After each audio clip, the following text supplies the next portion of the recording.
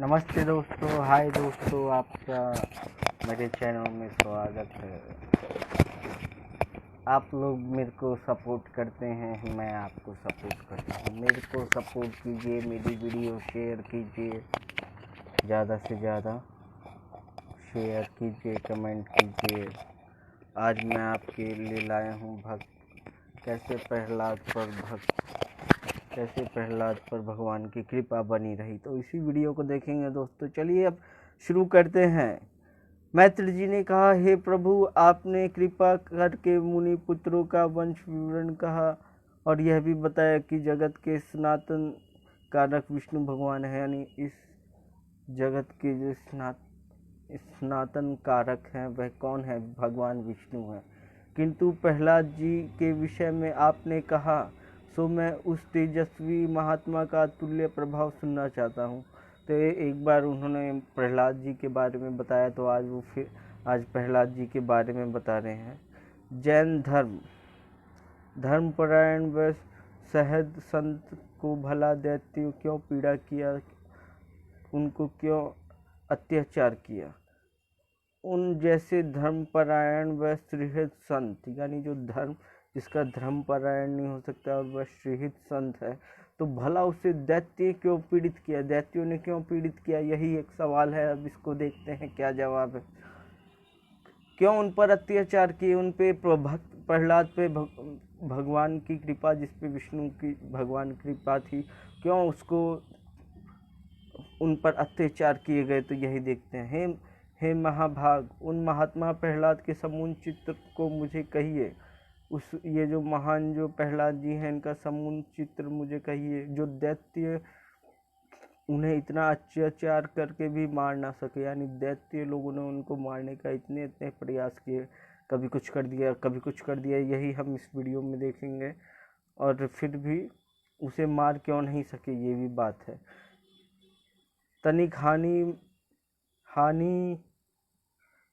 हानि भी ना पहुंचा सके, तो इसका मुझे आश्चर्य नहीं है। यानी इसकी कोई आश्चर्य नहीं, क्योंकि जिस पे भगवान विष्णु की कृपा है उसको इतना कैसे हो सकता है? क्योंकि जिसका मन अनन्य भाव से भगवान विष्णु ही में रमा है, उसको भली भांति कोई भी अहित क्या कर सकता है। किंतु आश्चर्य तो ये है कि ऐसे समदृष्ट धर्मपरायण को तो कोई शत्रु ही नहीं होना चाहिए, फिर भी भला दैत्य उनसे द्वेष किया। यानी ऐसे धर्मपरायण है, और इसका तो वैसे कोई इतने बड़े महाज्ञानी का तो कोई शत्रु ही नहीं होना चाहिए, जिसके मन में विष्णु बसा हुआ है, रमा हुआ है। तो फिर भी उसका कोई कुछ नहीं बिगाड़ सकता। दैत्यों ने उनका द्वेष किया। महात्मा लोगों तो ऐसे गुण संपन्न पुरुषों का विपक्षी होने पर भी आदर करते हैं। यानी इतने बड़े महान ऋषि हैं, तो उनका अगर कोई विपक्षी है फिर भी वह उनका आदर करेगा, क्योंकि वह इतने महान हैं। महान लोग तो ऐसे गुणी संपन्न साधु के विपक्षी होने पे भी आदर करेंगे, सही बात है। कम से कम उन पर किसी प्रकार की प्रहार नहीं करते। और फिर महात्मा स्वयं प्रहलाद तो दैत्य के ही कुल के थे, फिर भी ये प्रहलाद जी जो थे दैत्य के कुल के थे। इनके जो पिताजी थे वो राजा थे। तो यही बात अब आगे देखते हैं।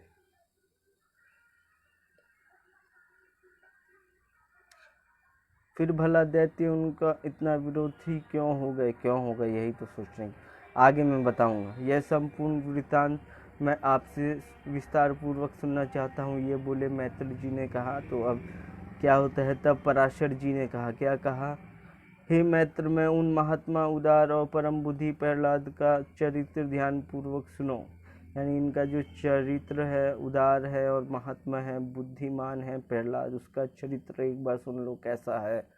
कश्यप जी की पत्नी दक्ष पुत्री दैत्यों की माता, यानी दैत्यों की जो माता थी वो दक्ष पुत्री थी, के महान के पुत्र, उसके पुत्र जो था महाबली दैत्य हिरण्यकश्यप ने ब्रह्मा यानी महात्मा महाबली दैत्य जो था हिरण्यकश्यप, उसने क्या किया कि ब्रह्मा जी से वर पाकर संपूर्ण त्रिलोक को ही अधीन कर लिया। उसने ब्रह्मा जी से वो यानी ब्रह्मा जी से क्या पाकर सब चीज अपने अधीन कर लिया, वर पाके, वर।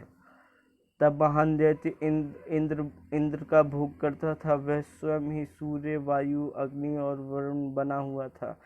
यानी उस समय एक तो वो ये जो हिरण्यकश्यप जो था इंद्र पद का भोग करता था और स्वयं ही सूर्य, अग्नि, वायु, वरुण हुआ था। स्वयं ही वह कुबेर भी था और स्वयं ही वह वह कुबेर ही था और संपूर्ण यज्ञ को भोगता था। उसकी शक्ति के भय से देवता स्वर्ग छोड़ के मनुष्य रूप में पृथ्वी पर विचरते थे।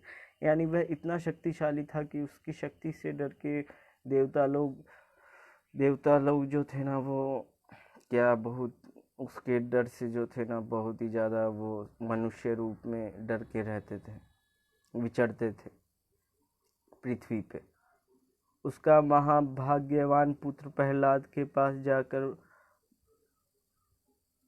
जाकर बोलचित पाठ पढ़ता था। उसका जो महान प्रहलाद पुत्र था वह गुरु के पास जाकर बोलाचित पाठ पढ़ता था, यानी बोलाचित। वह एक दिन अपने गुरु के साथ दैत्य राज के पास आया। एक दिन वह अपने पिताजी के पास गया, वो दैत्य राज था। तब वह मदिरापान में निमग्न था। उस समय वह मदिरापान, उसका पिताजी राजा था तो वो मदिरापान ले रहा था। प्रहलाद द्वारा चरण स्पर्श किए जाने पर वह बोला, वत्स, अब तक तुमने जो अध्ययन किया उसका सारांश बताओ। उसने बोला, यार कि वत्स बेटे, तुमने अभी तक जो भी ज्ञान प्राप्त किया, मैं तुमको ज्ञान प्राप्त के लिए भेज दिया पढ़ाई के लिए। तुमने क्या ज्ञान प्राप्त किया उसका सारांश बताओ। तब प्रहलाद जी ने इस प्रकार बोला, हे पिता, मेरे मन में जो स्वयं सारांश रूप स्थित है, यानी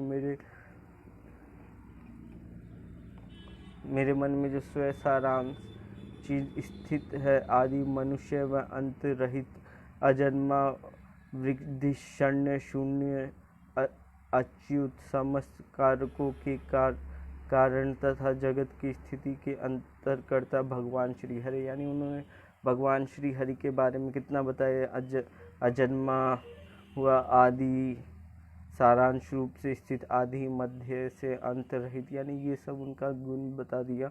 उनके चरण कमलों में मेरा बारंबार प्रणाम। और उसने प्रहलाद जी ने बोला, उनके चरण कमलों में मेरा बारंबार प्रणाम। यह सुन के क्या हो गया हिरण्य, और यह भी बताया कि यह जो था ये अंतरकर्ता भगवान श्री हरि हैं, उनके चरण कमलों में मेरा बारंबार प्रणाम। ये ऐसा बोला ना, तो क्या हुआ, हिरण्यकश्यप को बहुत गुस्सा आ गया।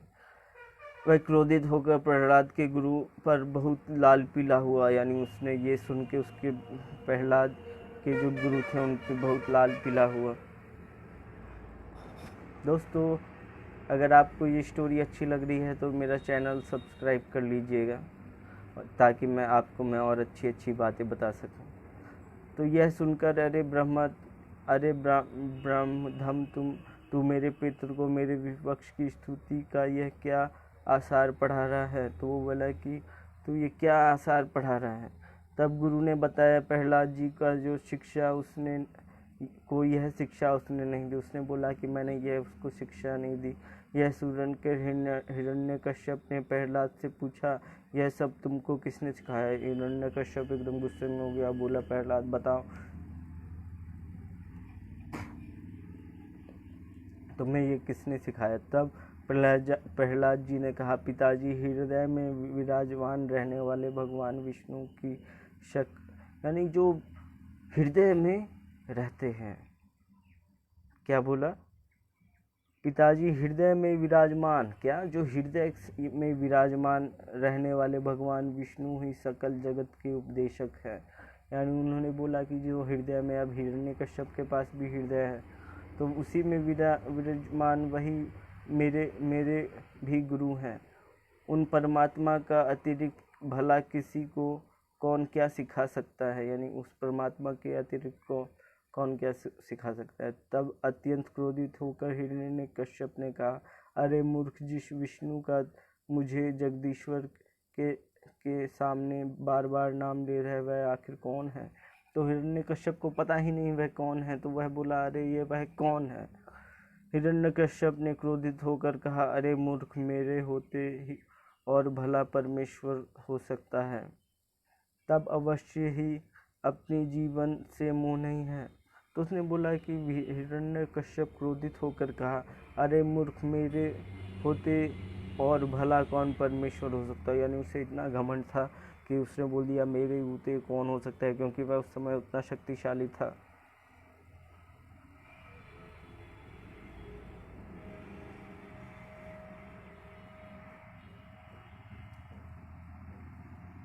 हिरण्यकश्यप इस पर प्रहलाद जी बोले, योगियों के ध्यान करने योग्य, जिसका परमपद वाणी का विषय ही नहीं तथा जिसमें समस्त सृष्टि हुई है, फिर भी जो स्वयं सृष्टि रूप है वही परमेश्वर विष्णु है। तो उन्होंने बताया यही परमेश्वर। हिरण्यकश्यप ने क्रोधित होकर कहा, अरे मूर्ख, मेरे होते और भला कौन परमेश्वर हो सकता है। यानी मेरे होते और कौन परमेश्वर हो सकता है, तुझे अवश्य ही अपने जीवन से मोह नहीं है। उसने बोला कि तुझे अपने जीवन से मोह नहीं है, प्यार नहीं है, तभी ऐसा बकवास कर रहा है। तब प्रहलाद जी ने कहा, तात व्यर्थ ही क्रोधित हो, वह महाभूत विष्णु तो संपूर्ण जगत और आपका भी करता धरता है। यानी उसने बोल दिया कि आपका भी करता धरता है, करता है, नियंता है, परमेश्वर है, केवल मेरा ही नहीं, अतः आप प्रसन्न होइए। यानी उन्होंने उतना बड़ा ज्ञान दे दिया कि वह जो मूर्ख हिरण्यकश्यप था, उसने राक्षस था, दैत्यराज था, उसने भगवान विष्णु को नहीं पहचाना। उसके बेटे ने बताया उसके बारे में, फिर भी वह नहीं लिया वो ज्ञान, क्योंकि वह आगे देखते हैं क्या था और क्या होता है उसके साथ। अरे कौन पापी इस दुर्बल के हृदय में घुसा बैठा है, जिससे प्रभावित होकर यह ऐसे अमंगल्य वचन बोल रहा है। वह बोला कि यार ये आखिर मेरा बेटा है, तो इसके मन में कौन पापी बैठ गया है जो ऐसे ऐसे बोल रहा है। हिरण्यकश्यप के दांत पीसते हुए कहा। तब प्रहलाद जी अत्यंत शांत भाव से बोले, हे पिताजी, वे जगदीश्वर विष्णु मेरे हृदय में ही नहीं समस्त चराचर में स्थित है। तो उसने बोला, ये पिताजी, ये मेरे हृदय में ही नहीं बल्कि ये चराचर स्थित है, आप में और समस्त प्राणी आप अपनी अपनी चेष्टा से उन्हें सर्वागामी विष्णु की प्रेरणा से प्रवृत्त होता है। तब वे अत्यंत क्रोधित होकर दैत्यराज ने प्रहलाद को पुनः गुरु के साथ वापस भेज दिया और गुरु को उसके मन बुद्धि को शुद्ध कर सहित शिक्षा देने को कहा। यानी उसने फिर अपने बेटे प्रहलाद को भेज दिया और बोला कि इसे अच्छी शिक्षा दी जाए और पुरानी वाली शिक्षा इसे भुला दी जाए और नई शिक्षा दीजिए। तब प्रहलाद गुरु जी के साथ वापस चला गया और पुनः विद्या ध्यान करने लगा। हे मैत्र, कुछ समय बाद प्रहलाद को उसके पिता ने फिर बुलाया और कहा, बेटा। उसके बाद क्या हुआ वो चला गया, कि उसके बाद प्रहलाद को फिर बुलाया, बेटा आज मुझे कोई कथा सुनाओ। तो उसने अपने बेटे प्रहलाद को बुलाया, आज मुझे कोई कथा सुनाओ। तब प्रहलाद ने पुनः श्री हरि की स्तुति में वचन बोलना आरंभ कर दिया। तब अति क्रोधित होकर हिरण्यकश्यप ने प्रहलाद को जान से मार देने का आदेश दिया। यानी उसने फिर वही बोल दिया, तो उसने अपने पुत्र को जान से मारने का आदेश दे दिया। आखिर ऐसा क्यों? तो और इसको बचाता कौन है? आज्ञा पाते ही सैकड़ों दैत्य आयुध लेकर उस पर झपट पड़े। तब प्रहलाद ने दैत्यों से कहा, दैत्यों, भगवान विष्णु तो तुम में, मुझ में और इन शस्त्रों में सर्वथ ही विद्यमान है। यानी जब दैत्यों उन्होंने मारने लगे विष्णु, तो उससे पहले प्रहलाद जी ने बोला, क्या बोला? दैत्यों, विष्णु तो तुम में, मुझ में और इन शस्त्रों में भी विद्यमान है। इस सत्य के प्रभाव से इन हथियारों का मुझ पर कोई प्रभाव नहीं होगा। और वो बोला, इस प्रकार मेरे ऊपर एक भी प्रभाव नहीं होगा। और ऐसा ही हुआ। दैत्यों के प्रहार से प्रहलाद पर कोई भी वेदना और या क्षति नहीं हुई। इस पर हिरण्यकश्यप ने प्रहलाद को चेतावनी दी, यदि तू विपक्षी की स्तुति करना त्याग देगा तो मैं तुझे प्राण दान दूंगा। यानी उसने बोला कि अगर तुम विपक्षी की स्तुति नहीं करोगे तो मैं तुम्हें प्राण दान दूंगा, परंतु तुमने अपना हट नहीं छोड़ा तो अवश्य ही कालग्रास बनेगा। प्रहलाद जी ने कहा, हे ताज, जिनके स्मरण मात्र से ही मृत्यु और समस्त भय नष्ट हो जाते हैं, उन भगवान के हृदय में वास करते हुए मुझे मृत्यु का कोई भय नहीं है। यानी क्या बोल दिया, यानी उसने हिरण्यकश्यप ने बोला मैं तुम्हें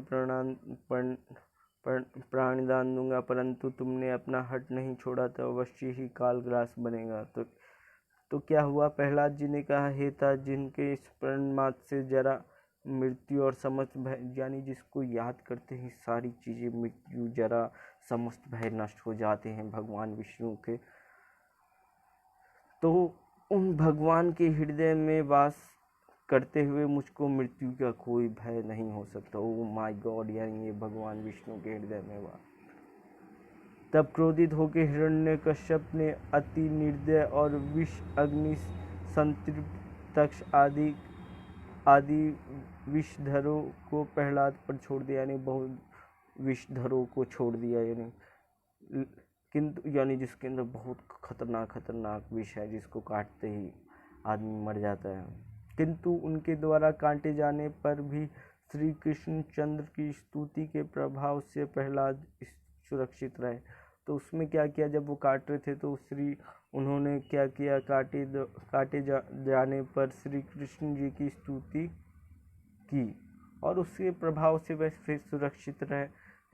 उल्टा सांपों की दाढ़ें टूट गई, मणियाँ चटक गई और उनके फणों में पीड़ा होने लगी, यानी जो वह डस रहे थे उनके फणों में ही पीड़ा होने लग गई, उनके मणियाँ चटक गए। और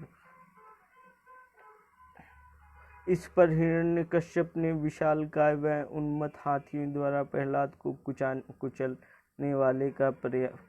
कुचलवाने का प्रयास किया, किंतु विष्णु भगवान के हृदय में आसीन होने से उन हाथियों के दांत प्रहलाद जी के वक्ष स्थल से टकराकर टूट गए। यानी उतने बड़े बड़े हाथियों थे, उनके दांत ही यानी प्रहलाद जी के वक्ष स्थल से टकरा के टूट गए। तब हिरण्यकश्यप ने प्रहलाद को जीवित जलाने का प्रयास किया, किंतु अग्नि की ज्वालाएं प्रहलाद जी के लिए गोविंद स्मरण के प्रभाव से कमल पुष्पों के समान शीतल व सुखद हो गई। यानी जब हिरण्यकश्यप ने अपने बेटे को जलाने का कोशिश किया तो गोविंद भक्त प्रहलाद को जलाने का प्रहलाद के लिए तो गोविंद स्मरण के प्रभाव से कमल पुष्प, यानी गोविंद स्मरण किया भक्त प्रहलाद ने तो उनके तो वो जो आग थी वो कमल पुष्पों के समान शीतल सुखद उन्हें हो गई। हे मैत्र, तब हिरण्यकश्यप ने पुरोहित शुक्राचार्य के पुत्रों ने दैत्यों की प्रशंसा करते हुए कहा। तब हिरण्यकश्यप के पुरोहित शुक्राचार्यों के पुत्रों ने दैत्यराज की प्रशंसा करते हुए कहा, राजन, आप इस बालक पर नहीं देवताओं पर क्रोध करें, क्योंकि यह सब चमत्कार तो उन्हीं का है। यानी उन्होंने बोला कि तुम्हें अगर, हिरण्यकश्यप ने बोला अगर तुम्हें क्रोध ही करना है ना तो किस पे करो, वो है चमत्कारी, जो ये प्रभाव है उन्हीं भगवान के हैं। आप व्यर्थी उन देवताओं के छल के कारण अपने ही पुत्र को मार डालना चाहते हैं, यानी आप अपने ही पुत्र को मार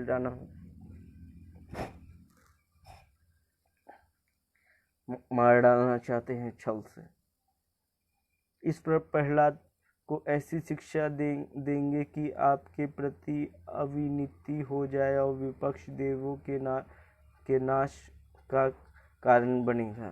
ठीक है, हमारे समझाने पर भी यह नहीं मानता तो इसे नष्ट करने के लिए किसी प्रकार न टाली जा सकने वाली कृत्या का प्रयोग करेंगे। पुरोहित के इस प्रकार कहने पर हिरण्यकश्यप ने प्रहलाद जी को पुनः गुरु जी के पास भेज दिया।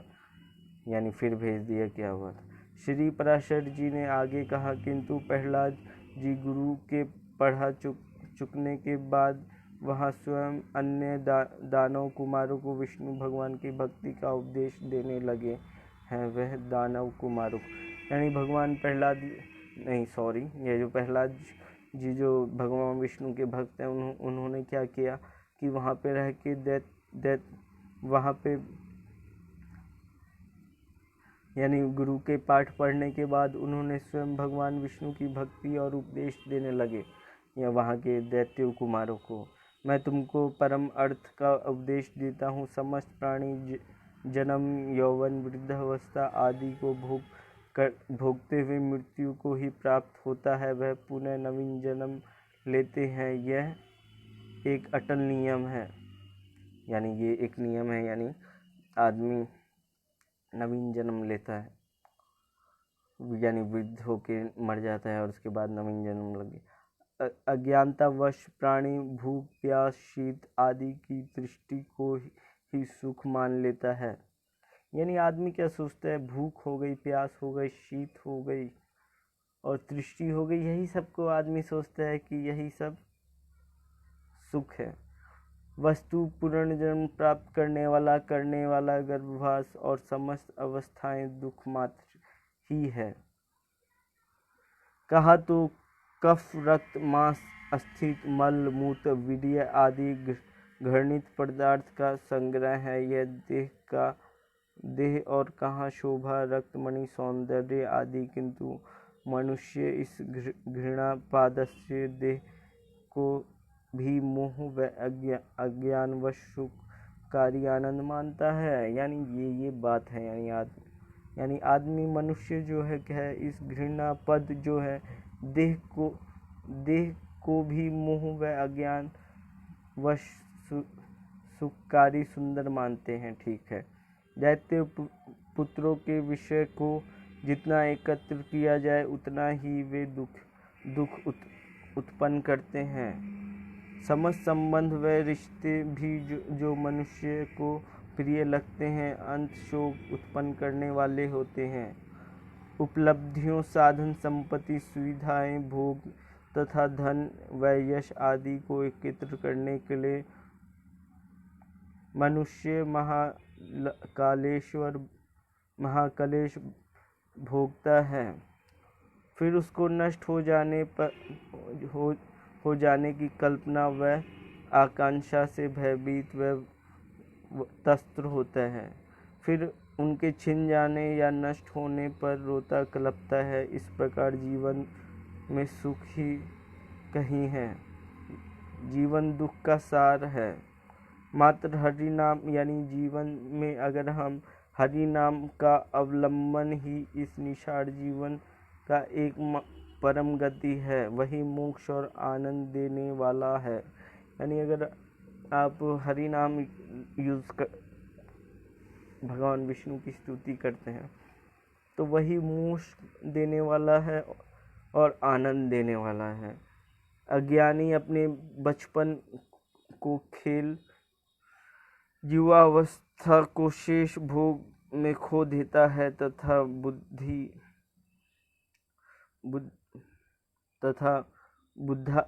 वृद्धावस्था में स्वयं को समर्थहीन समझकर जीवन का सारा समय नष्ट कर देता है। ज्ञानवान व्यक्ति अवस्थाओं पर ध्यान न देकर बचपन से ही कल्याण मार्ग पर अग्रसर होते हैं।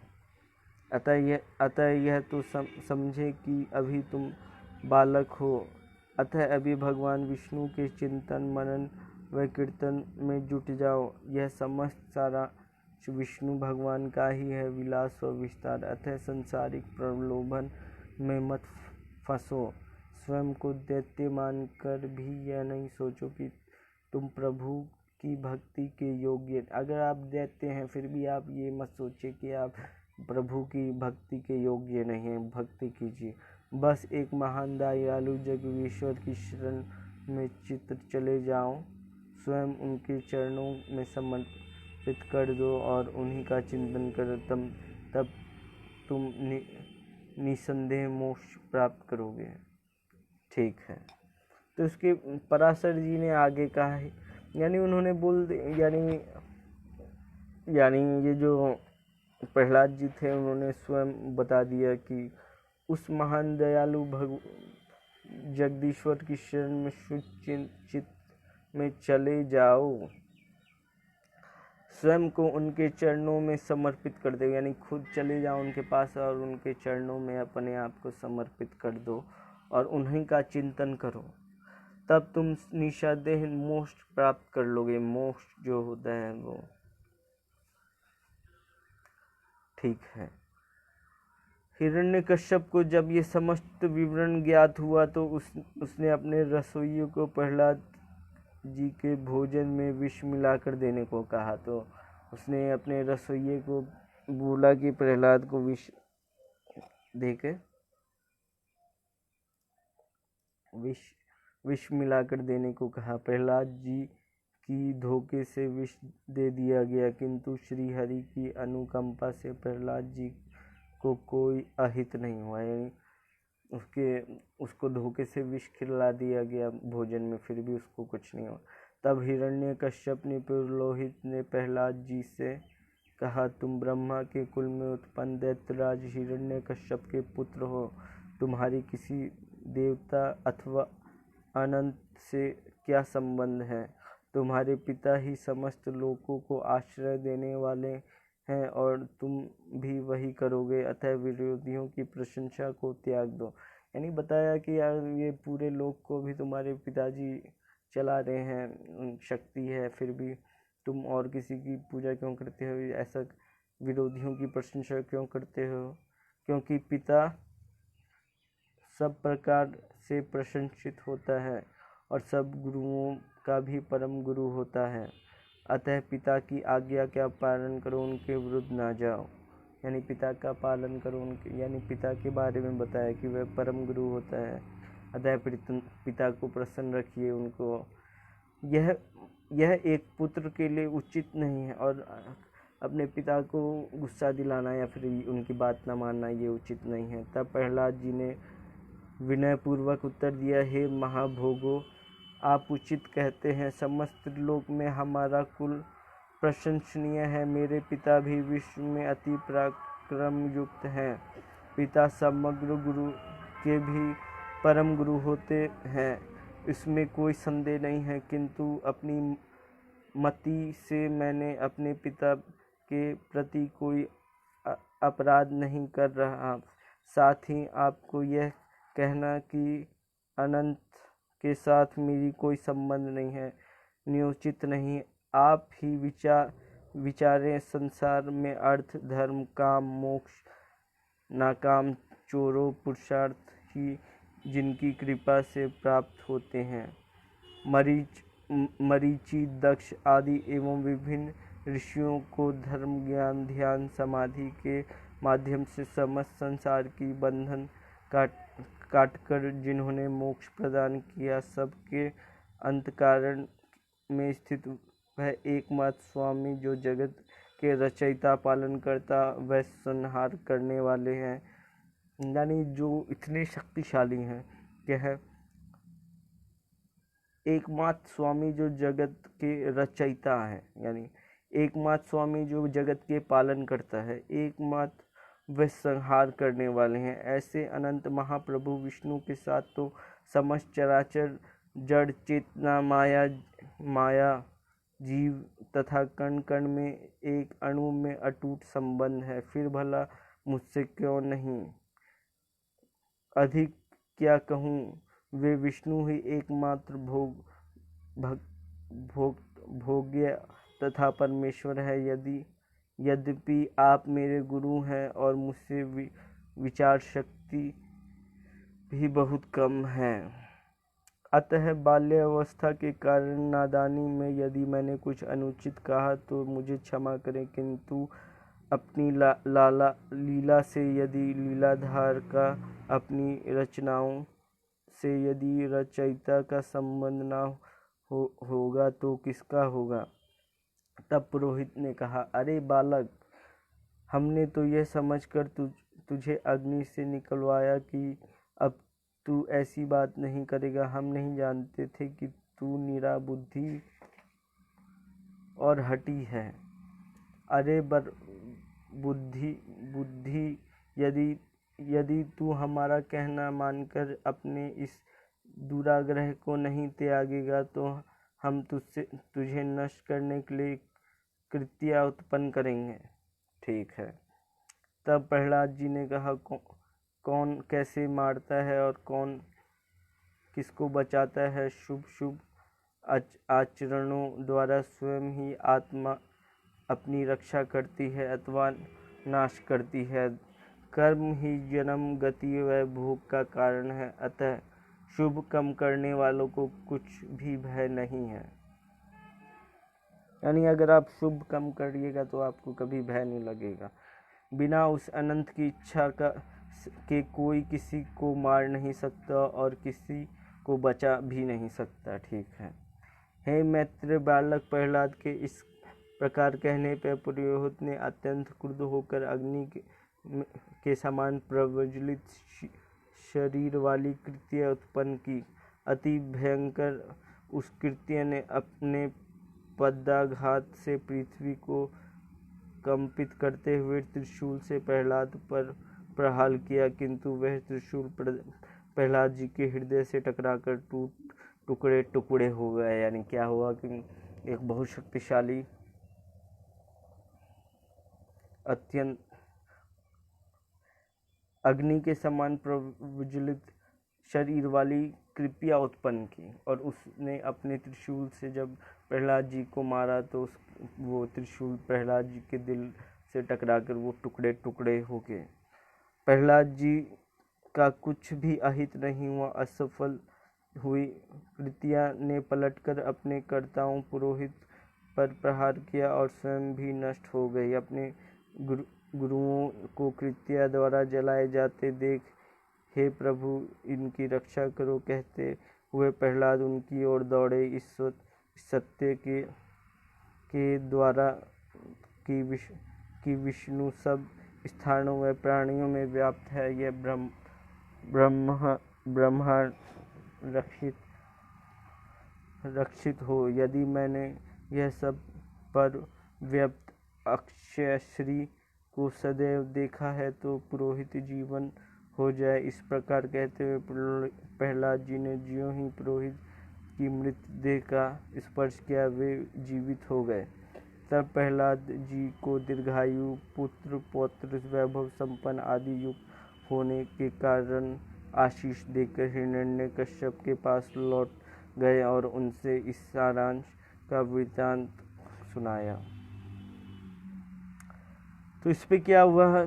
श्री पराशर जी ने आगे की रहे। पुरोहित से समाचार जानकर हिरण्यकश्यप अति आश्चर्य में आकर प्रहलाद को बुलाकर पूछने लगा, अरे तू अत्यंत प्रभावशाली है, बता तो तेरी यह चेष्टाएं स्वाभाविक है अथवा मंत्र?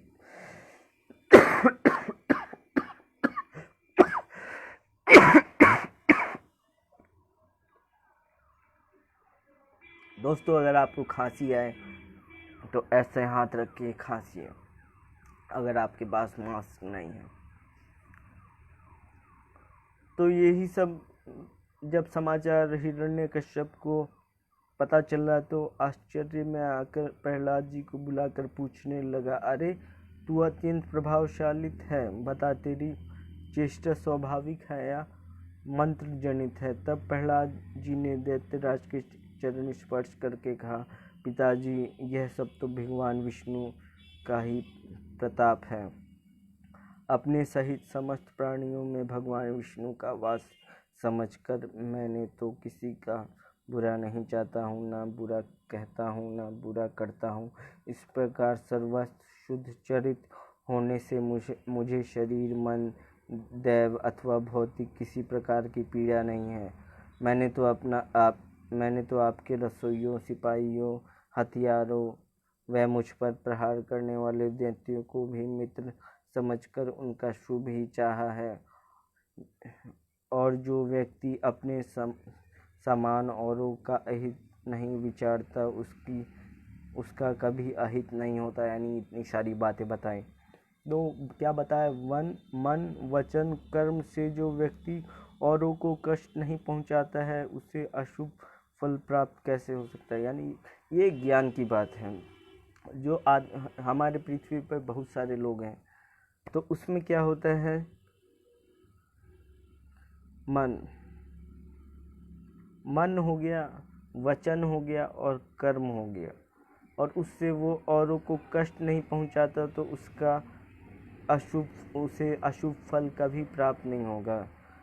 और मेरा यह स्वभाव भी विष्णु भगवान की ही कृपा के कारण है। यानी ये जिस पे भगवान विष्णु की कृपा रहती है उनमें ये चीज़ें विद्यमान रहती। अतः पिताजी यह सब उन्हीं का प्रसाद प्रभाव प्राप्त है। यह सब सुनकर हिरण्यकश्यप पुनः क्रोधित होकर उठा। अरे इस हठी बालक को 100 योजन ऊंचे मेरे इस महल से नीचे शिलाओं पर फेंक दो। यह दुष्ट तो अपना दुराग्रही छोड़ता ही नहीं है। आदेश का दैत्यों ने तुरंत पालन किया, किंतु प्रहलाद जी को शिलाओं से टकराने से पूर्व स्वयं पृथ्वी ने अपनी गोदी में धारण कर लिया। इस प्रकार प्रहलाद जी को 100 योजन ऊंचाई से गिर जाने पर भी सुरक्षित स्वस्थ देखकर हिरण्यकश्यप ने परम मायावी शंबासुर को कहा, प्रहलाद अवश्य ही कोई माया या सिद्धि जानता है। अतः यानी क्या हुआ कि प्रहलाद जी को है ना 100 योजन ऊपर से गिरा दिया, फिर भी वह बच गया। तो उसने बोला कि ये प्रहलाद है, अवश्य कोई माया या सिद्धि जानता है, अतः शंबासुर अपनी माया द्वारा ही उसको मार डालें। तब शंबासुर ने प्रहलाद जी को नष्ट करने के लिए अपने नाना प्रकार के प्रबल माया रची, परंतु प्रहलाद जी भगवान विष्णु के ध्यान में मग्न रहते से तनिक भी विचलित नहीं हुए। अनंत भगवान विष्णु के सुदर्शन चक्र ने आकर शंबासुर को समस्त मायाओं को काट डाला। यानी शंबासुर ने जो प्रहलाद को मारने के लिए अलग अलग मायाएं रची, तो उससे क्या हुआ, प्रहलाद भगवान विष्णु के ध्यान में मग्न था, तनिक भी विचलित नहीं हुआ। अतः भगवान विष्णु के सुदर्शन चक्र ने आकर शंबासुर के समस्त मायाओं को काट डाला। हे मैत्र, तब हिरण्यकश्यप ने वायु को आदेश दिया कि दक्ष प्रहलाद को सुखाकर मार डाले। वायु ने उन्हें सुखाने के लिए अपने देह में उनकी देह में प्रवेश किया, किंतु उनके हृदय में आसीन भगवान विष्णु उस वायु को ही पी गए। और जब वायु उनके हृदय में आया और सोचा कि अब इसको सुखा के मार देते हैं, तो भगवान विष्णु जो इनके हृदय में थे वो पूरी वायु को ही पी गए, किंतु उनके हृदय में आसीन भगवान विष्णु वायु को ही पी गए। इस प्रकार वायु व समस्त मायाओं के नष्ट हो जाने पर प्रहलाद जी अपने गुरु की कुटिया में लौट आए। गुरु जी ने उन्हें नित्य प्रति दैत्यराज शुक्राचार्य की राज्य फल प्रदायक राजनीति का अध्ययन कराना आरंभ किया। जब उन्हें प्रहलाद जी को नीतिशास्त्र में परम पारंगत व विनयशील पाया, तो वे उन्हें दैत्यराज की सेवा में ले गए। बोले, महाराज, शुक्राचार्य जी की नीति को यह बालक तत्वत ज्ञान गया है तथा नीति शास्त्र में अब पटु हो गया है। तब हिरण्यकश्यप ने प्रहलाद से पूछा, तू बतला कि राजा का मित्र व शत्रु के साथ क्या व्यवहार होना चाहिए। तो उसने बोला कि राजा का तू बता कि राजा का मित्र व शत्रु के साथ क्या व्यवहार, यानी मित्र के साथ क्या व्यवहार करना चाहिए और शत्रु के साथ करना। तो त्रिलोक में मध्यस्थ का आचरण होना चाहिए। आत्मात्य, मंत्री, सेवक, गुप्तचर, नागरिकों आदि के साथ राजा का क्या व्यवहार कैसा होना चाहिए। युद्ध में जीते जीते गए के साथ दास के साथ क्या व्यवहार करना चाहिए तथा दुर्जय और जंगली मनुष्य को कैसे वश में करें, शत्रु को कैसे जीते और ना करने योग्य कार्यों का विधान किस प्रकार करें। इस प्रकार राजा के समस्त आचरण, व्यवहार व कृत्य को बता और राजनीति के विषय में जो कुछ भी तूने सीखा है वह मुझसे कह। तब प्रहलाद जी ने पिता को व गुरु को प्रणाम करते हुए कहा, पिताजी, गुरुदेव ने इन्हीं सब विषयों में मुझे शिक्षित किया। मैं उन सबको जान गया हूँ, किंतु मेरे मत में वे नीतियाँ अच्छी नहीं हैं। यानी उसने बोला, जो आप लोगों ने मुझे सिखाया ज्ञान, वो नीतियाँ अच्छी नहीं हैं, क्योंकि मित्र आदि को साधने के लिए साम दाम दंड भेद का वर्णन किया गया है, किंतु मेरी दृष्टि में जगत में मित्र व शत्रु का मध्य कोई अंतर नहीं प्रतीत होता। अतः जब कोई साध्य ही नहीं है तो साधनों का क्या प्रयोजन। श्री हरि तो अणु मात्र हैं, यानी श्री हरि जो अणु मात्र हैं, जीव मात्र में उपस्थित हैं, तब फिर भी शत्रु का भेद का स्थान ही कहाँ रहता है। यानी भगवान विष्णु इतने छोटे हैं, अणु के बराबर हैं, और वो शरीर में है, तो उन्हें कोई कैसे मार सकता है। पिताजी, इन सब भेदों को त्याग कर अपने शत्रु के लिए सदैव यत्नशील रहना चाहिए। हाँ दोस्तों, आपको ये वीडियो कैसी लगी मुझे बताइए।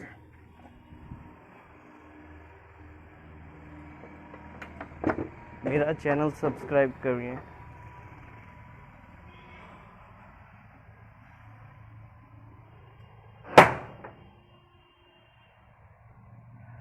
चोर नहीं करना।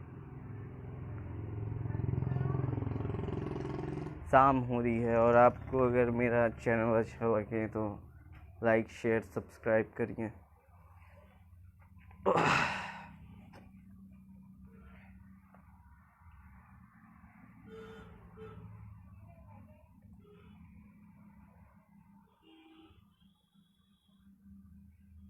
तो दोस्तों, अज्ञानिकता के कारण व्यक्तियों की अवधि व बुद्धि संचलित रहती है।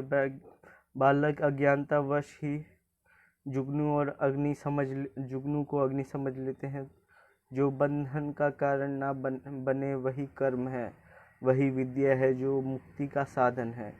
ठीक है, जो मुक्ति का साधन है वही विद्या है।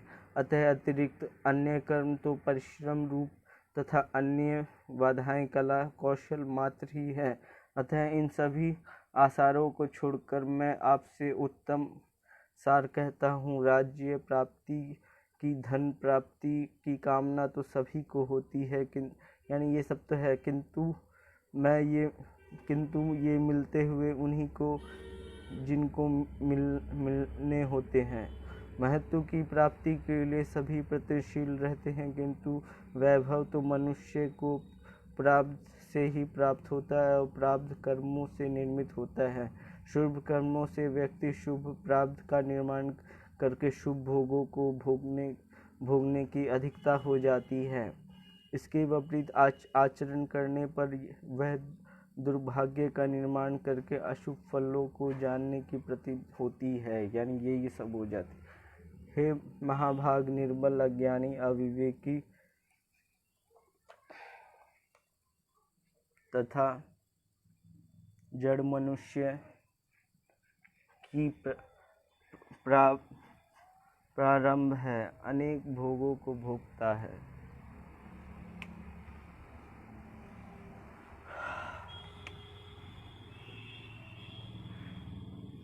दोस्तों, शाम हो रही है।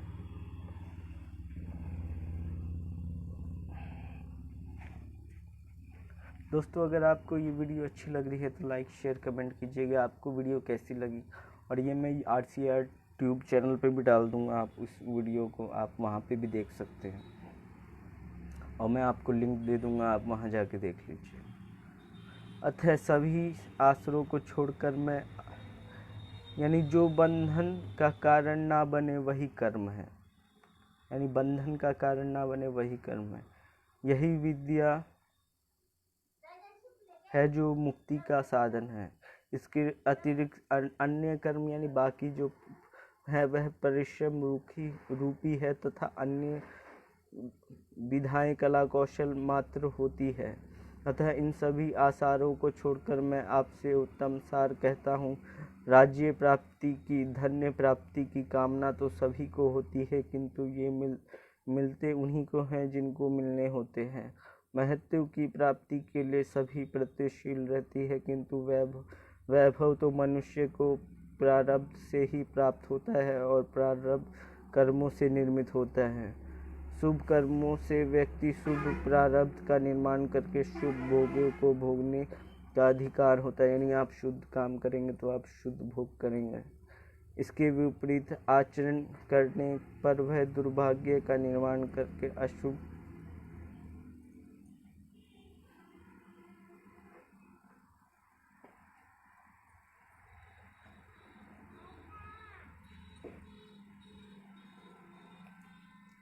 अब फिर आना है क्या मम्मी?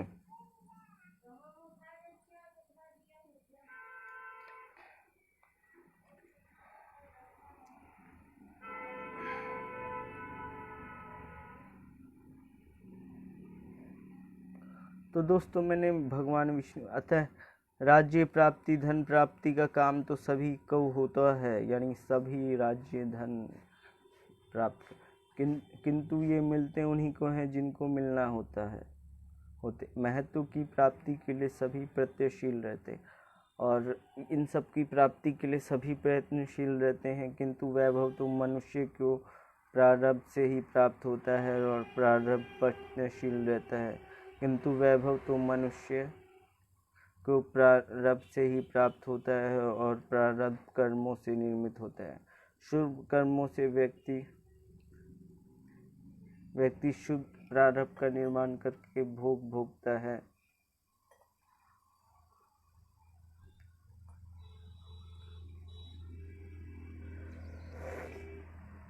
तो दोस्तों मैंने अभी बहुत बड़ी वीडियो बना ली है, तो आपको ये वीडियो कैसी लगी मुझे बताइएगा।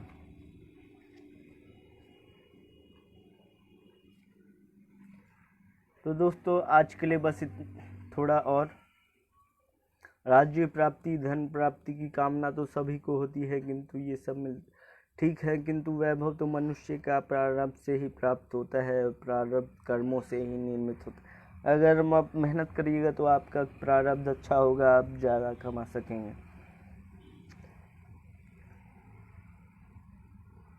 शुभ कर्मों से व्यक्ति शुभ प्रारब्ध का निर्माण करके शुभ भोगों को भोगने का अधिकारी हो जाता है। इसके विपरीत आचरण करने पर वह दुर्भाग्य का निर्माण करके अशुभ फलों को भोगने के लिए प्रतिबंधित हो जाता है।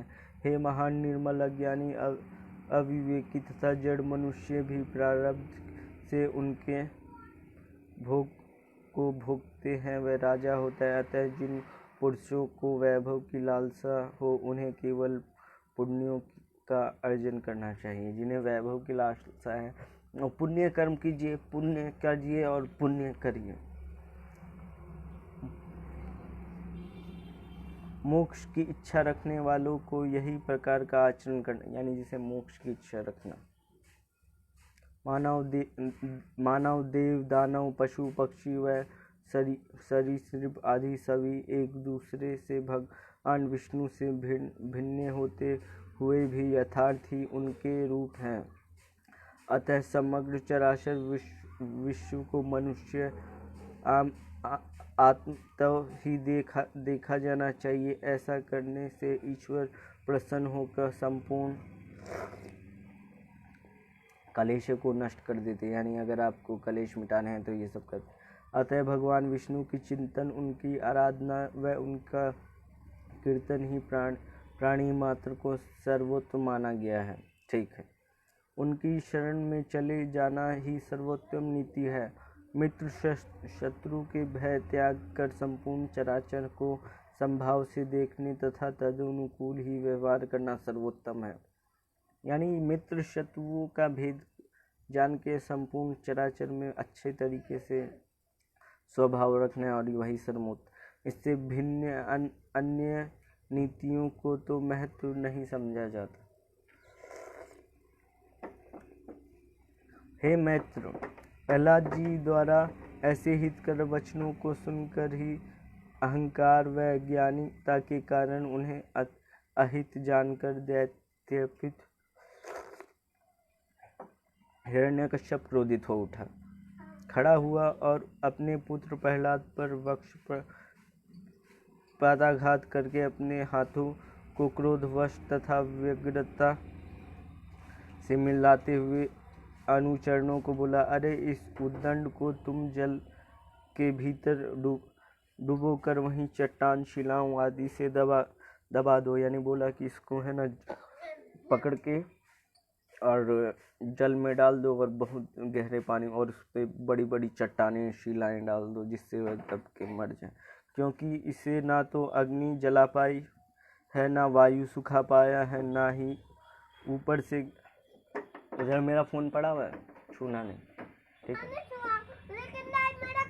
लाओ फोन लाओ दोस्तों, लाओ ना, वो तुम रख लो। फोन दो ना, फोन छोड़ दो, तुम छूना नहीं, खराब हो जाएगा। इस उद्दंड को तुम जल के भीतर डुबो दो, शिलाओं आदि से दबा दो, क्योंकि इससे ना तो अग्नि जला पाई, ना ही वायु सुखा पाई, ना ही इसके ऊपर गिरकर पृथ्वी से टकरा कर, ना ही ऊपर से गिरकर पृथ्वी पे टकरा कर मरा, ना ही अस्त्र ना काट छाने। उन्मत्त दिग्गजों से क्रूर अति विषक्त भुजंगों द्वारा विषपान व विभिन्न मायाओं को द्वारा भी ये मारा नहीं जा सका, अतः यहाँ तक कि मंत्रों से उत्पन्न की गई कृतियाँ भी इसको नाश करने में असफल हुई। आज्ञा पाते ही दैत्यों ने प्रहलाद को नागपाश से बांधकर महासागर में फेंक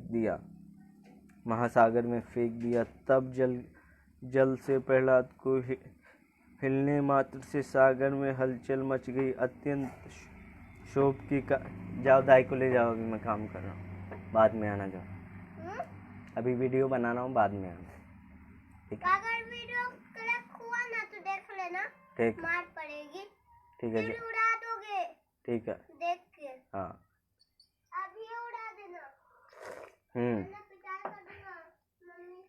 ठीक है।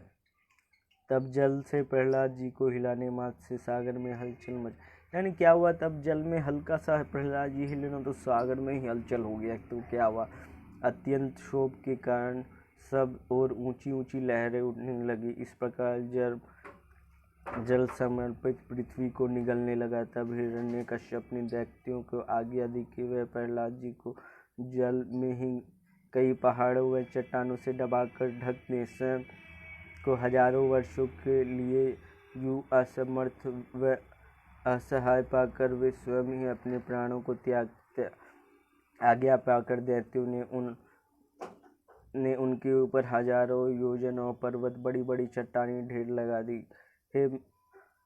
हे महामत, इस अवस्था से प्रहलाद जी ने विष्णु भगवान के प्रति स्तुति की। हे कमल नयन पुरुषोत्तम, सर्वकालात्मक, तृष्णा चक्रधारी, गो ब्राह्मण हितकारी, संपूर्ण जगत के कल्याणकारी प्रभु गोविंद, आपको बारंबार नमस्कार है। हे ब्रह्मा विष्णु महेश त्रिमूर्ति, मुझे अच्युत समस्त प्राणी विषयों महाभूतियों व तन मात्राओं आदियों के परमार्थी रूप विद्या अवधि सत्य असत्य विषय अमृत प्रवृत्ति निर्वृत्त आदि सब ही हैं। कर्मों के भोक्ता, उनकी सामग्री तथा फल सब आप ही हैं। हे सर्वव्यापी योजना आपका ही ध्यान करते हैं, यज्ञकर्ता आपका ही भजन करते हैं तथा पितृगण व देवगण के रूप में आप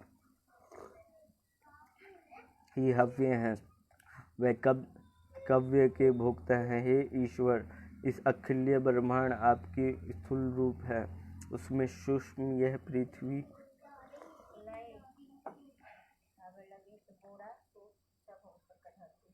ठीक ठीक ठीक इसमें से सूक्ष्म पृथ्वी के प्राणी हैं। जाओ आशीष, जाओ, इसे नीचे ले जाओ, डिस्टर्ब कर देगी, ये खराब कर देगी। क्या? वीडियो बनाना हूँ। अपनी बेटी को खुद संभालो, मैंने संभाला। तो दोस्तों ये सब शोर नहीं करना, जाओ उधर चले जाओ, उधर हाँ उधर चले जाओ। हाँ नहीं, जहाँ गेहूं था वहाँ चले जाओ, वहीं पे खेलो। दोस्तों ये वीडियो बहुत बड़ी हो गई है, अब इसका नेक्स्ट जो पार्ट होगा वो मैं अलग बनाऊंगा, क्योंकि इतनी बड़ी वीडियो देख पाना आसान नहीं है। तो क्या हुआ जब उनको, तो ऐसे में जब प्रहलाद जी जब चट्टानों के नीचे दब गए थे तो उन्होंने भगवान विष्णु की स्तुति की। इस प्रकार कहे, हे कमल नयन, हे पुरुषोत्तम, हे सर्वलोकात्मक मन तृष्णा चक्रधारी गुरु ब्राह्मण हितकारी संपूर्ण जगत के कल्याणकारी प्रभु गोविंद, आपको बारंबार नमस्कार है। हे ब्रह्मा विष्णु महेश त्रिमूर्ति रूप अच्युत, समस्त प्राणियों विषयों महाभूति व तन्मात्राओं आदि के परमार्थी रूप, विद्या अविद्या सत्य असत्य विष अमृत प्रवृत्त निर्विद आदि सब आप ही हैं। कर्मों को भोगते हैं, उनका सामग्री तथा फल सब आप ही हैं। हे सर्वव्यापी योगीराज आपका ध्यान करते हैं, यज्ञ किरण आपका ही भजन करते हैं तथा पितृगण व देवगण के रूप में आप ही हृदय व कव्य को भोगते हैं। हे ईश्वर, इस अखिल ब्रह्मांड आपकी स्थूल पर है। बोला कि पूरा ब्रह्मांड जो है आपका स्थूल रूप है, उसमें सूक्ष्म यह पृथ्वी और उसमें सूक्ष्म पृथ्वी के प्राणी, उन प्राणियों से सूक्ष्म उनकी अंतरात्मा तथा उनमें भी परे अति सूक्ष्म विशेषणीय रहित आपका अचिंतन परमात्मा स्वरूप है, उस रूप को मेरा नमस्कार।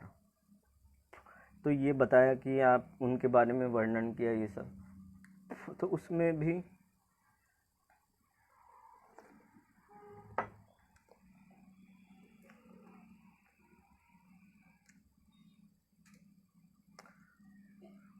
तो आपका चरित्र परमात्मा स्वरूप है, उस रूप को मेरा नमस्कार। आप ही शून्य बिंदु के समूह, आप ही विराट महाशून्य अनंत असीम और समस्त भूतों में अपनी आपको गुणी शस्त्र परिशक्ति है। उन नित्य विश्वरूपी को प्रणाम। वाणी मन इंद्रियों व बुद्धि से परे अणु अणु में उपस्थित सर्व कार्य जिन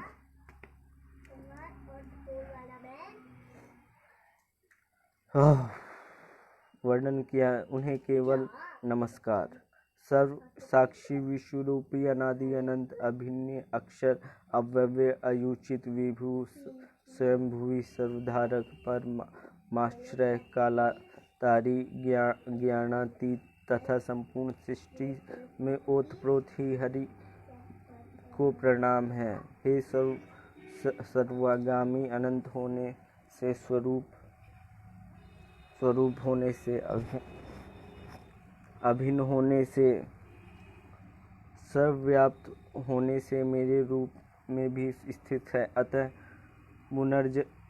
पुनर्जगत मुझसे ही उत्पन्न हुआ है, मैं ही सब कुछ हूँ और मुझ में ही यह समग्र सृष्टि है। मैं नित्य आत्माधार परमात्मा हूँ और मैं ही जगत के आदि व अंत में स्थित रहने वाला ब्रह्मा संज्ञक पुरुषोत्तम परम पुरुष हूँ।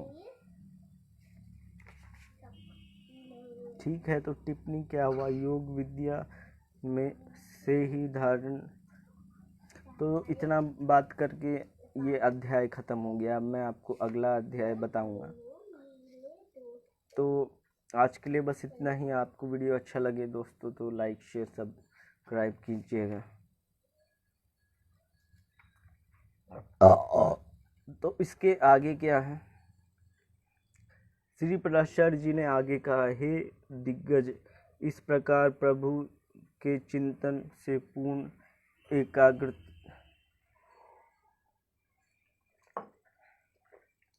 तो इतना चिंतन यानी उन्होंने प्रहलाद जी ने इतना स्तुति की तो क्या हुआ? श्री परमेश्वर जी ने आगे कहा, हे दृढ़, इस प्रकार प्रभु के चिंतन से पूर्ण एकाग्र होकर प्रहलाद स्वयं ही में अच्युत रूप में की अनुभूति करने लगा। स्वयं को अव्यय व अनंत अनुभव करने की भावना के योग्य बल से नागपाश टुकड़े टुकड़े हो गए। सागर पर्वत सहित सब धरती पर कांपने लगी और स्वयं को पर ढके पर्वत को हटाकर वे तत्क्षण सागर से बाहर आ गए। बाहर आने पर आकाश, पृथ्वी, वनस्पति आदि संसार को देखकर उन्हें फिर यह अनुभव हुआ कि वे तो प्रहलाद मात्र हैं। तब धैर्य धारण कर उन्होंने पुनः विष्णु भगवान की स्तुति की इस प्रकार, हे परमात्मा, हे अर्थ, हे स्थूल, हे सूक्ष्म, हे साराक्षर, हे व्यक्तात्वर, हे कालातीत, हे सुरेश्वर, हे निरंजन, आपको मेरा प्रणाम। प्रणाम आपको। उनको बोला, हे गुणों को अनुरंजित करने वाले गुणाधार, हे निर्गुण, हे गुण स्थित, हे अमृत व हे मृत महामूर्तिमान, हे शुष्क मूर्ति, हे प्रकाश अप्रकाश स्वरूप, हे विकराल व सुंदर स्वरूप, हे प्रपंच, हे पृथ्वी, हे ज्ञानियों को आश्चर्य रूप, हे एकानेक रूप आदि के धारक भगवान वासुदेव, आपको नमस्कार है, जो स्फुट पराश्रमय तथा स्थूल रूपी है, जो अधिष्ठान स्वरूप द्वारा समस्त भूत रूप और समस्त भूतों के लिए फिर भी भिन्न है, तथा जगत के कारण ना होते हुए भी जिनको द्वारा इस जगत की उत्पत्ति हुई है, भगवान पुरुषोत्तम, मेरा नमस्कार। तो उन्होंने बोला। श्री पराशर जी ने आगे बताया, प्रहलाद जी द्वारा स्तुति किए जाने पर विष्णु प्रकट हुए और प्रहलाद जी से वर मांगने को कहा। तब प्रहलाद जी ने यहीं पर मांगा कि वे जैसे जैसे योनियों में जन्म ले प्रभु का स्मरण करते रहें। तब विष्णु भगवान ने कहा, तुझमें तेरी भक्ति यथेष्ट है और भगवान में भी यथायथ रहेगी। इसके अतिरिक्त भी तू कुछ अन्य वर मांगना चाहे तो मांग ले। मैं तेरी इस अन्य भक्ति के लिए अत्यंत हुआ, तेरे लिए मुझ प्रसन्न हुआ, तेरे लिए मुझको कुछ भी अदेय नहीं है। यानी इतनी सारी बात बता दी भगवान विष्णु ने। तब प्रहलाद जी ने कहा, आपकी स्तुति में ऋण रहने के कारण मेरे पिताश्री के मन में मेरे प्रति जो द्वेष उत्पन्न हो गया है, उसके कारण जो पाप लगा है वह नष्ट हो जाए। यह सुनकर भगवान विष्णु ने तथास्तु कहा प्रहलाद जी से और वर मांगने को कहा। तब प्रहलाद जी ने कहा, भगवान ने उन्हें जो अविचल भक्ति और आशीर्वाद दिया है, उसके बाद अन्य कुछ भी मांगने की आवश्यकता नहीं रह गई है। यानी ये बोला उन्होंने, वे उसी पर परम संतुष्ट हैं और ध्यान है। तब विष्णु भगवान ने कहा, हे प्रहलाद, तेरा मन अत्यंत निश्चल है, अतः तू मेरी कृपा पर से विष्णु पद पाएगा। इतना कहकर प्रभु अंतर्ध्यान हो गए और प्रहलाद जी ने घर लौटकर पिता के चरण स्पर्श किए। हे मैत्र, तब आँखों में आंसू भरकर हिरण्यकश्यप ने अपने उस पुत्र को हृदय से लगा लिया और अपने किए पर पछतावा हुआ। हे पुत्र, तुम जीवित तो हो। इस प्रकार वह बोला और उनके मन अपने पुत्र के प्रति पुनः प्रेम से भर गया और धर्मवान प्रहलाद भी अपने गुरु तथा माता पिता की सेवा में लग गए। बाद में नरसिंह रूप में भगवान विष्णु द्वारा हिरण्यकश्यप का वध किए जाने पर दैत्य राज बने। यानी फिर क्या हुआ कि भगवान विष्णु ने हिरण्यकश्यप का वध कर दिया नरसिंह रूप बन के। फिर राज्य, लक्ष्मी सहित पुत्र पौत्रियों व वैभव पाकर कम फल में क्षीण होकर समस्त पुण्य पापों से मुक्त होकर वे भक्ति शिरोमणि निर्वाण का प्राप्त हुए। उन प्रहलाद जी के इस चरित्र को जो प्राणी पढ़ते या सुनते हैं उनके पाप स्थूल नष्ट हो जाते हैं, इसमें कुछ भी संदेह नहीं है। हे द्विज, पूर्णमासी, अमावस्या, अष्टमी व द्वादशी को ऐसे चरित्र पढ़ने सुनने से मनुष्य गोदान का फल प्राप्त करता है। जिस प्रकार विष्णु ने प्रहलाद जी की समस्त विपत्तियों की रक्षा की, उसी प्रकार इस प्रसंग को कहने और सुनने या पढ़ने वालों की रक्षा के लिए प्रभु तैयार रहते हैं, इसमें से कोई संदेह नहीं है। तो दोस्तों, आज के लिए बस इतना ही है। हमारा ये पाठ पूरा हो गया है और आपको ये कैसा लगा मुझे बताइए। आज के लिए मेरा चैनल लाइक करिए, सब्सक्राइब करिए, RCRD पे आइए, पेज पे देखिए और ठीक है, आज के लिए बस इतना ही। अगर आपको इस पेज के बारे में ढूंढना है तो रमेश चंद्र रॉय लिखिए, मेरा पेज आ जाएगा। बस, धन्यवाद। आपको कैसा वीडियो लगा, अच्छा लगा, लाइक कीजिए, शेयर कीजिए, कमेंट कीजिए और मेरा चैनल एक बार सब्सक्राइब कर लीजिए। RCRD मेरा चैनल है।